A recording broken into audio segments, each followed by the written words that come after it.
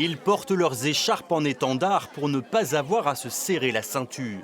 Que devra-t-on sacrifier?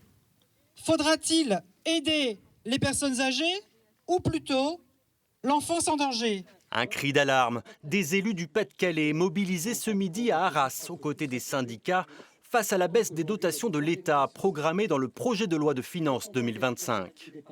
Même si le gouvernement tombe, les problématiques seront toujours là. Même s'il manque 20 millions, même s'il manque 30 millions, les finances du département seront forcément impactées et c'est très mauvais pour nous, fonctionnaires, et pour les habitants du département.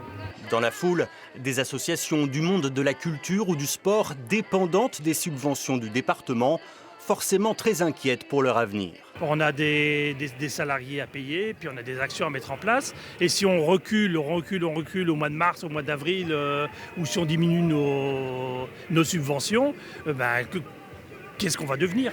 Un peu plus tôt dans la matinée, les élus votent à la majorité une motion symbolique pour rappeler leur rôle fondamental dans la prise en charge des aides sociales. Nous avons déjà subi de multiples attaques contre nos finances. Un financement de moins en moins compensé par l'État, mais qui sera sanctuarisé. Problème, face aux économies demandées, il manquerait 67 millions d'euros pour boucler le budget du département l'année prochaine. L'inconvénient, et le risque aussi, peut-être demain, c'est que nous soyons obligés de réduire l'investissement. Et réduire l'investissement, c'est aussi d'une certaine façon mettre en cause l'emploi et faire en sorte que l'emploi soit menacé. Reste une inconnue de taille, la motion de censure examinée mercredi au Parlement contre le gouvernement. Son vote pourrait rendre encore plus incertain l'avenir financier du département.